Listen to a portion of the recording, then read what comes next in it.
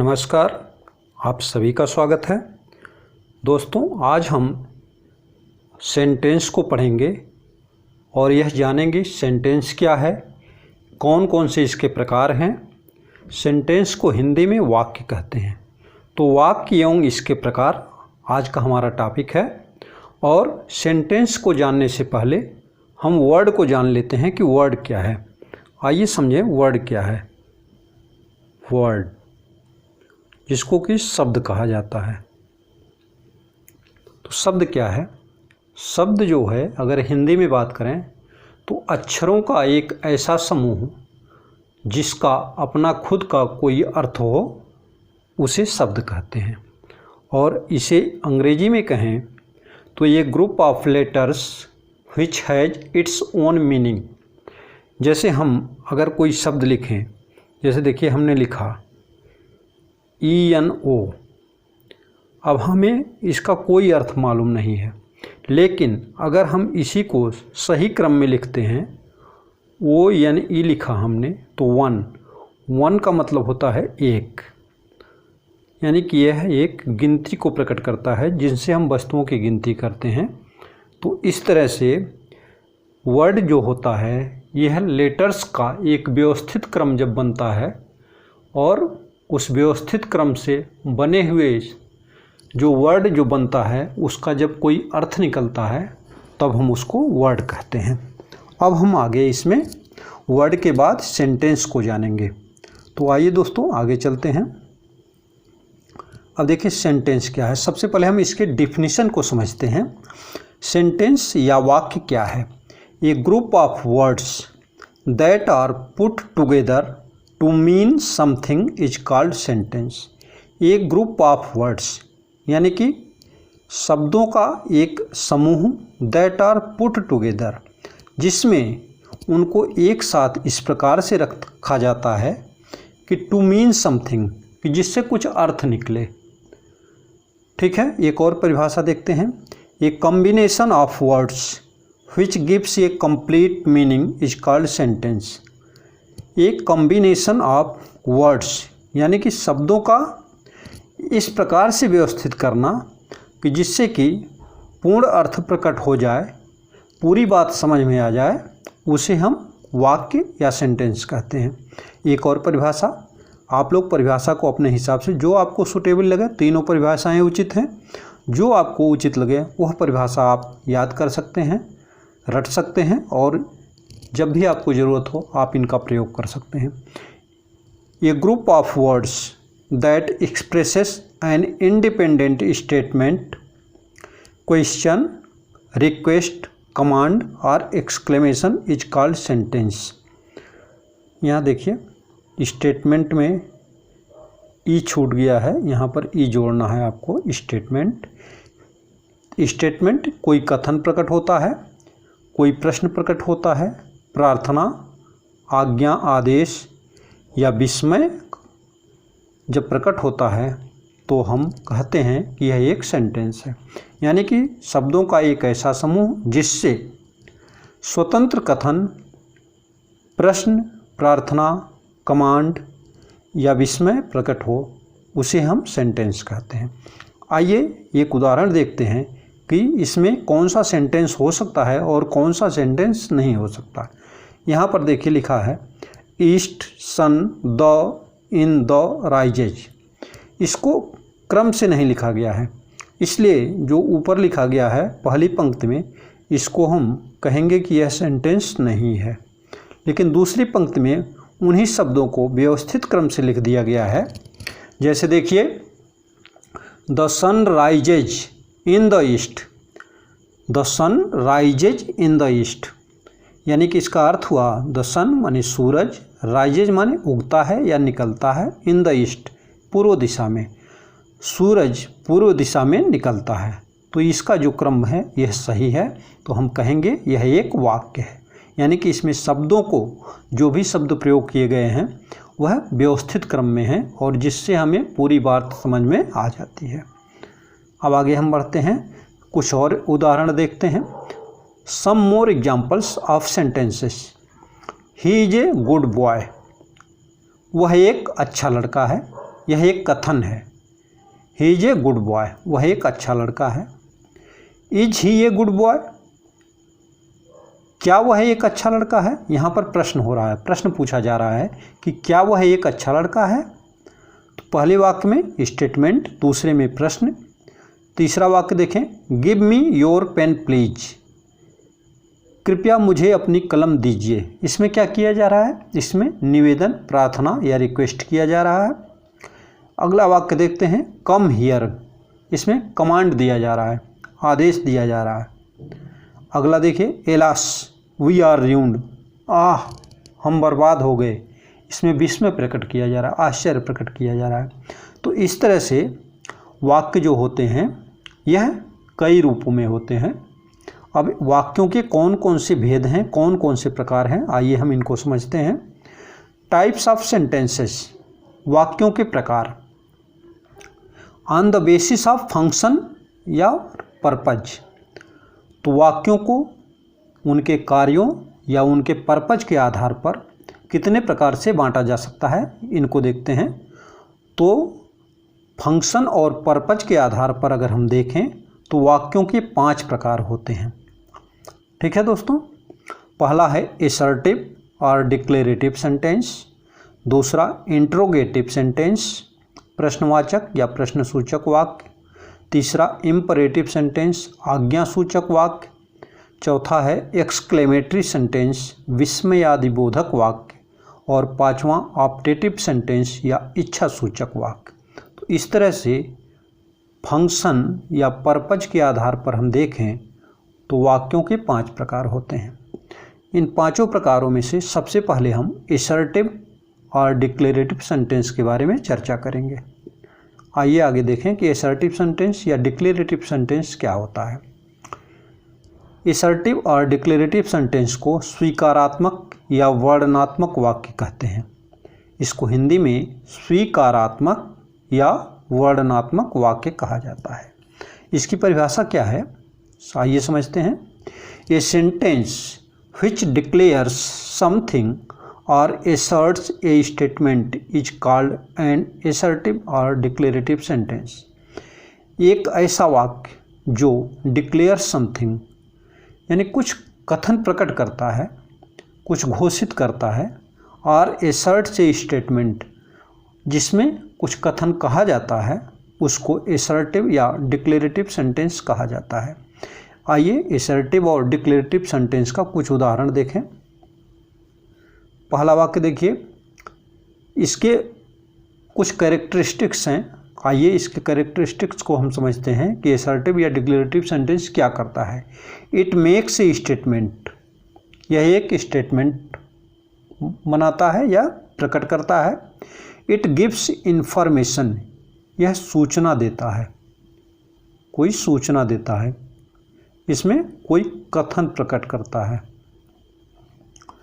It announces an idea, इसके द्वारा किसी विचार की घोषणा की जाती है, यानी कि विचार प्रकट किया जाता है। और ends with a full mark, full stop mark, यहाँ पर देखिए सिंगल ए होना चाहिए।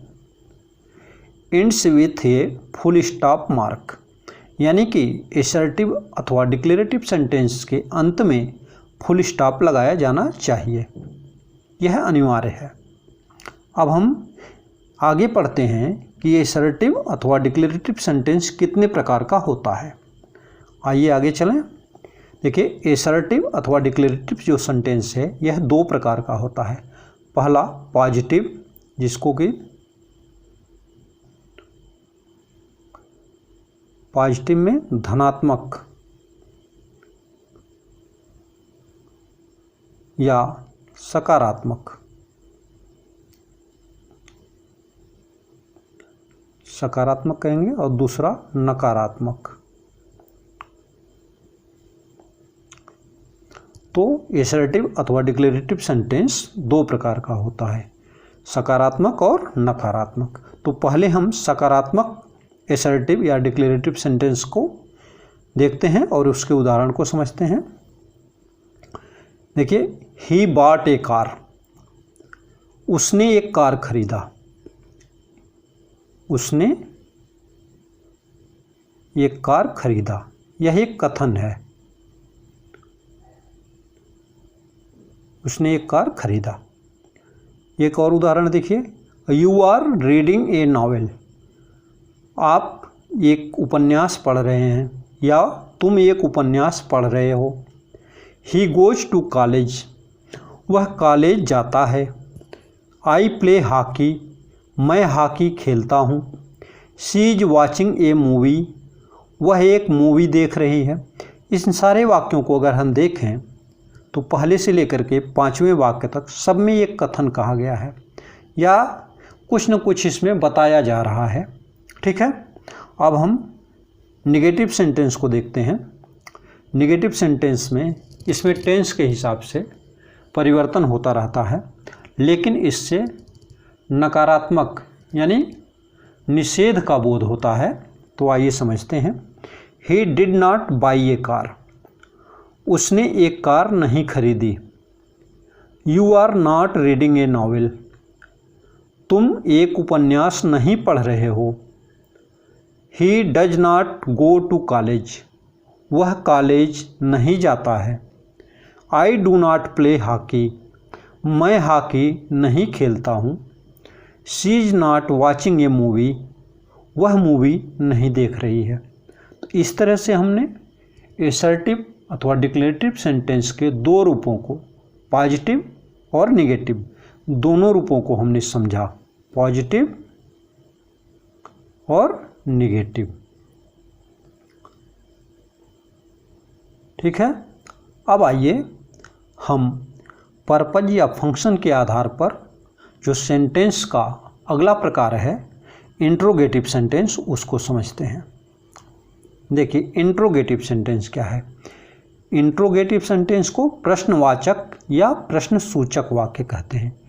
प्रश्न का मतलब इससे प्रश्न पूछा जाता है, किसी विषय पर, किसी मुद्दे पर प्रश्न किया जाता है, और यही इस इंट्रोगेटिव सेंटेंस का प्रमुख पहचान है। अब देखिए इसकी परिभाषा क्या है। A sentence that asks A question is called N interrogative sentence, एक वाक्य जिससे प्रश्न पूछने का पता चलता है उसे प्रश्नसूचक वाक्य या प्रश्नवाचक वाक्य कहते हैं। इसकी जो कैरेक्टरिस्टिक है या इसकी जो पहचान है वह क्या है, आइए इसको समझते हैं हम। It is also called a question sentence, इसको प्रश्न वाक्य भी कहा जाता है। It ends with A question mark, और इंट्रोगेटिव सेंटेंस के अंत में क्वेश्चन मार्क या प्रश्न सूचक चिन्ह अवश्य लगाया जाता है। यह इसकी सबसे बड़ी पहचान है कि क्वेश्चन मार्क इसके लास्ट में ज़रूर आना चाहिए। अब आइए हम इसके कुछ उदाहरण देखते हैं। एग्जाम्पल्स, हाउ आर यू, आप कैसे हैं। When will you go there, आप वहाँ कब जाएंगे। हु टीचेस यू इंग्लिश, आपको अंग्रेजी कौन पढ़ाता है। इज दिस योर बुक, क्या यह तुम्हारी पुस्तक है या क्या यह आपकी पुस्तक है। डू यू प्ले हॉकी, क्या आप हॉकी खेलते हैं। इस तरह से हमने देखा इन 5 वाक्यों में, सारे वाक्यों में प्रश्न पूछा जा रहा है। तो इंट्रोगेटिव सेंटेंस का पहचान क्या है कि इन वाक्यों से प्रश्न पूछा जाता है, प्रश्न पूछा जाता है, पूछा जाता है। और दूसरी पहचान क्या है कि इनके अंत में क्वेश्चन मार्क आता है। चलिए आगे बढ़ते हैं और हम जो फंक्शन या पर्पज के आधार पर वाक्यों का जो प्रकार है या सेंटेंस का जो प्रकार है उसके तीसरे प्रकार इम्परेटिव सेंटेंस को समझते हैं। तो इम्परेटिव सेंटेंस क्या है। इम्परेटिव सेंटेंस या आज्ञा सूचक वाक्य, a sentence which expresses a request, a command or an order is called an imperative sentence। एक वाक्य जिससे एक प्रार्थना, एक आज्ञा या आदेश प्रकट होता है उसे हम इम्परेटिव सेंटेंस या आज्ञासूचक वाक्य कहते हैं। अब देखिए इसका जो कैरेक्टरिस्टिक्स है या इसकी जो पहचान है वह क्या है। Mostly ends with a period mark, इसके अंत में फुल स्टॉप या पीरियड मार्क आता है। और दूसरा sometimes ends with an exclamation mark, और कभी कभी इसके अंत में विस्मय आदि बोधक चिन्ह भी आ जाता है, तो आपको इसका ध्यान रखना है। प्रायः फुल स्टॉप या पीरियड मार्क आता है, लेकिन कभी कभी किसी वाक्य में एक्सक्लेमेशन मार्क का भी प्रयोग किया जाता है। अब आइए आगे चलते हैं और इसके उदाहरण को समझते हैं। देखिए examples, give me your pen please, यहाँ पर कामा लग जाएगा। Give me your pen please, कृपया मुझे अपनी कलम दीजिए। क्या किया गया है, रिक्वेस्ट किया गया है, प्रार्थना की जा रही है कि कृपया आप मुझे अपनी कलम दे दीजिए। शट द डोर, इसमें क्या है, कमांड है, आज्ञा है, आदेश है। शट द डोर, दरवाज़ा बंद करो, कमांड। कम हियर, आदेश दिया जा रहा है, कम हियर, यहाँ आओ। डू नॉट स्मोक, एडवाइस दी जा रही है कि धूम्रपान मत करो। Get out of the room, यहाँ भी देखिए कमांड है, get out of the room, कमरे से बाहर निकल जाओ। प्लीज हेल्प मी, कृपया मेरी मदद करें, कृपया मेरी सहायता करें, यहाँ भी रिक्वेस्ट है। तो इस तरह से इम्परेटिव सेंटेंस में रिक्वेस्ट, कमांड, ऑर्डर, एडवाइस का पता चलता है कि इम्परेटिव सेंटेंस जो होता है, इसीलिए इसको आज्ञासूचक वाक्य कहा जाता है। अब वाक्य का जो अगला प्रकार है फंक्शन या पर्पज के आधार पर, वह है एक्सक्लेमेटरी सेंटेंस। आइए उसको समझते हैं। एक्सक्लेमेटरी सेंटेंस क्या है, इसको हिंदी में विस्मयादि बोधक, विस्मय, देखिए विस्मय शब्द आ रहा है, विस्मय का मतलब आश्चर्यचकित करना है या कोई ऐसी चीज़ होना जिस पर जल्दी विश्वास न हो तो हम विस्मय प्रकट करने लगते हैं, तो इसीलिए इसको विस्मयादि बोधक वाक्य कहा जाता है। A sentence which expresses strong emotions और feelings is called an exclamatory sentence. एक ऐसा वाक्य जो स्ट्रांग इमोशंस मतलब तीव्र भावना को प्रकट करता है, उसको हम, या जिसमें विस्मय प्रकट किया जाता है, उसको हम विस्मयादि बोधक वाक्य कहते हैं। अब देखिए इसका जो पहचान है, इसकी कैरेक्टरिस्टिक्स है, वो क्या है, आइए देखें। इट डिस्क्राइब्स इमोशंस और फीलिंग ऑफ जॉय, इसमें खुशी, एंगर, गुस्सा, सारो, दुख, आश्चर्य, उत्तेजना, फ्रस्ट्रेशन और एप्रिसिएशन जो है इसको प्रकट किया जाता है। और it ends with an exclamation mark, और इसके अंत में हमेशा विस्मयादि बोधक चिन्ह, इस तरह का जो चिन्ह होता है यह आता है। अब आप इसका उदाहरण देखें। Examples, alas we are ruined, अरे हम बर्बाद हो गए। हम कहते हैं ना, जब हमारा कोई बड़ा क्षति हो जाता है, हमारी बड़ी क्षति हो जाती है, हमारा बड़ा नुकसान हो जाता है, कोई व्यापार हमने किया उसमें घाटा हो गया, तो हम कहते हैं अरे हम तो बर्बाद हो गए, हमारा तो बहुत बड़ा नुकसान हो गया। व्हाट ए नाइस कार, देखिए इसमें आश्चर्य प्रकट किया जा रहा है, अरे कितनी अच्छी कार है। Hurrah we won the match, इसमें देखिए जॉय है, खुशी है, अरे हम तो मैच जीत गए। इट इज़ अमेजिंग, अरे यह तो रोचक है, इसमें उत्तेजना है। देखिए हाउ इंटेलिजेंट यू आर, इसमें देखिए आश्चर्य प्रकट किया जा रहा है, अरे आप कितने बुद्धिमान हैं। आश्चर्य, कोई ऐसा कार्य, विलक्षण कार्य आपने कर दिया, तो उसके लिए आश्चर्य प्रकट करते हुए व्यक्त किया जा रहा है कि हाउ इंटेलिजेंट यू आर। अब आगे हम इसके पांचवें प्रकार को समझेंगे, ऑप्टेटिव सेंटेंस, या जिसको इच्छा सूचक वाक्य कहा जाता है।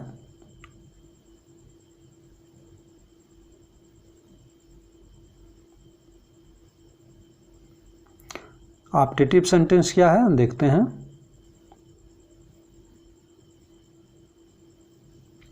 A sentence which expresses a wish, prayer, hope, desire, curse or warning is called an optative sentence। एक वाक्य जिससे इच्छा, प्रार्थना, आशा, डिजायर माने अभिलाषा, कर्स साप देना, कोसना अथवा वार्निंग चेतावनी आदि व्यक्त किया जाता है, उसे ऑप्टेटिव सेंटेंस या इच्छा सूचक वाक्य कहा जाता है। इसकी पहचान क्या है? Ends with an exclamation mark, यह भी विस्मयादिबोधक चिन्ह इसके अंत में आता है, और sometimes ends with a period mark, और कभी कभी इसके अंत में पीरियड मार्क या फुल स्टॉप भी आ जाता है। तो आइए इसका उदाहरण देखते हैं।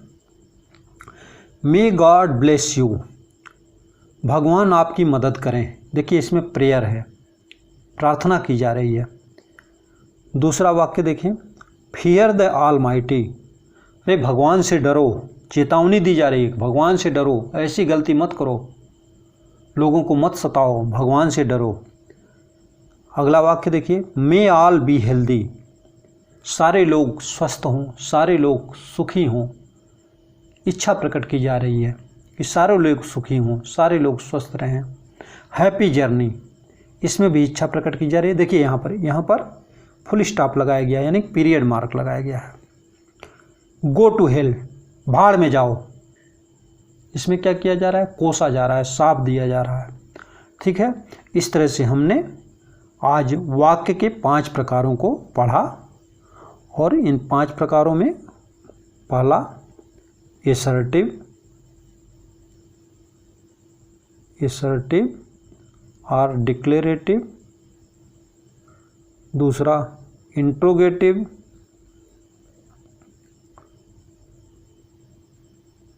तीसरा इम्परेटिव,